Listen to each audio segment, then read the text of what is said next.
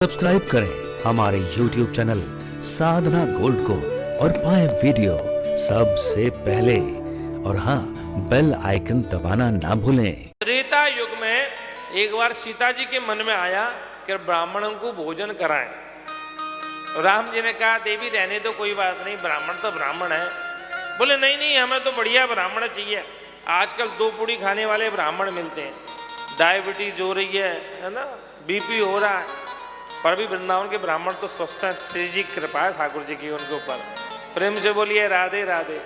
ब्राह्मणों की, वृंदावन के साधु ब्राह्मण पर तो बिहारी जी की बड़ी कृपा है महाराज। हमारे भजन करे जा, हमारे पचाए कोई ऐसी दूर पचा जाए, बड़ी कृपा है। रोज वृंदावन की परिक्रमा, एक परिक्रमा लगाओ 2 भंडारों का तो पता ही नहीं चलता है ना। कृपा है बड़ी।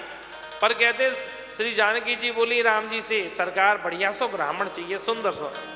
राम जी ने बहुत मना किया, देवी ब्राह्मणों के चक्कर में मत फंसो। नहीं माने, बोले नहीं ब्राह्मण चाहिए। हमारे मथुरा के ब्राह्मणों का तो एक उदाहरण पूरी लगता है कथावाचक सब जगह जाके देते हैं।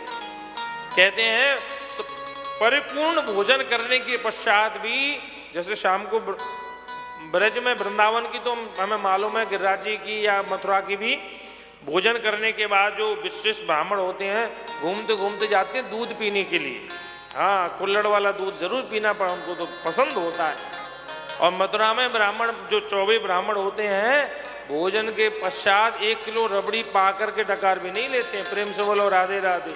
आज भी मिल जाएंगे भैया ऐसे। राम जी ने कहा, बोले क्यों पढ़ती हो?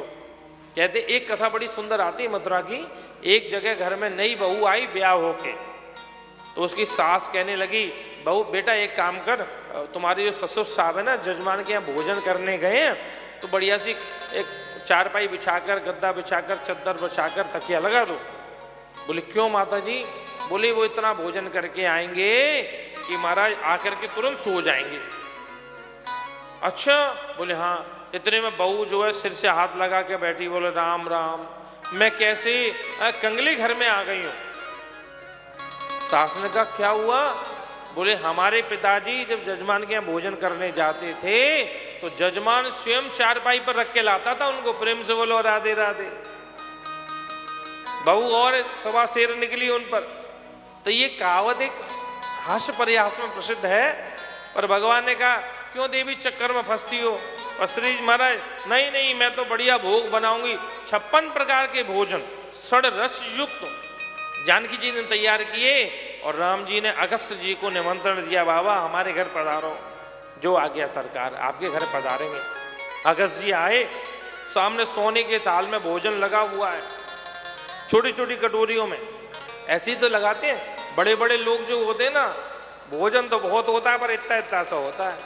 और कहीं भिंडी की सब्जी आया है तो छोटी चम्मच से आती है, 2 दाने और दे महाराज जी, बड़ा मुश्किल हो जाए भैया। पूड़ी, बापूजी मुस्कुरा रहे हैं बेचारे हमारे हैं। पूड़ी 2 पूड़ी, एक पूड़ी गरम गरम लाएंगे, उसके बाद फिर दूसरी पूड़ी, और तीसरी पूड़ी पर तो पूछते महाराज जी और लेंगे क्या? महाराज जी भी सोचे कहाँ आके फंसे, कहाँ आके फंसे। बेचारे अगस्त जी महाराज ऐसे देख रहे हैं। जानकी जी ने कहा क्या हुआ सरकार? प्रसाद पाइए ब्राह्मण देवता। बोले हम ये सोच रहे थे इसका क्या करेंगे, कहाँ रखें इसको, ये तो डाल में रह जाएगा।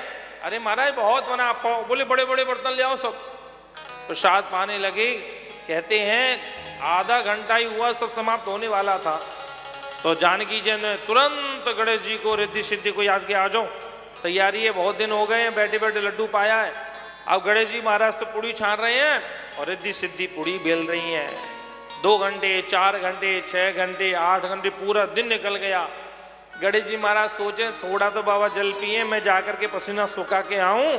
और रिद्धि सिद्धि भी बोलने लगी हाय राम, अब तो ये हाथ जो है कई महीनों तक ऐसे मालिश करवाए जाएंगे। बाबा है कि जन्म जन्म के भूखे हैं। श्री जी को, महाराज जानकी जी को दया आई और राम जी से बोलने लगे, बोले हो गया? राम जी ने कहा आप कराओ भोजन। तो जाकर के जब पूड़ी परोस रही थी जानकी जी, तो धीरे से बोली बाबा जब भोजन आधा हो जाए तो थोड़ा जल पी लेना चाहिए, ये मर्यादा है। अगस्त जी कहने लगे देवी जब भोजन आधा होगा तो अपने आप ही पी लेंगे, कहने की जरूरत नहीं है। महाराज पूरा दिन निकला, रात्रि निकली, दूसरा दिन निकला, रात्रि निकली, तीसरा दिन जब गुजरने लगा तब जानकी जी को लगा अब तो गड़बड़ है। इधर गणेश जी महाराज एकदम अस्त्र शस्त्र छोड़ के, मैया जो सजा देनी है सो दे, अब ना होगा, यहाँ से बड़ी सजा क्या होगी। तीसरा दिन चल रहा है, पसीने पहुंचने के लिए समय नहीं है, हम नहीं हो सकता। राम जी की तरफ देखा, राम जी ने कहा हम मना कर रहे थे ना, ब्राह्मण ऐसे हैं पूरे समुद्र को 3 आचमनी में पी जाते हैं। सुबह आचमनी कराते हैं ना पूजन कराते समय, केशवाय नमः, नारायणाय नमः, माधवाय नमः, ये वही ब्राह्मण है अगस्त्य जी महाराज। संपूर्ण सागर को, पूरे समुद्र को 3 बार में ही पी गए। केशवाय नमः, नारायणाय नमः, माधवाय नमः, समुद्र खाड़ी सूखा हो गया पूरा। इसलिए तो खा रहा है समुद्र। प्रेम से बोलो राधे राधे। महाराज राम जी ने कहा बाबा भोजन तो आपने किया है, अब आचमन मिल लो। बोले महाराज भोजन तो जैसा होना था वैसा नहीं हुआ, और थोड़ा जल पी लेते हैं, लाओ देवी जल ले आओ। तो जानकी जी ने सोचा 3 दिन जब भोजन किया तो जल कितना पिएंगे, तो मन उदास होने लगा। तो राम जी ने कहा बाबा आपने त्रेता में भोजन किया है, हम द्वापरांत आपको जल पान कराएंगे।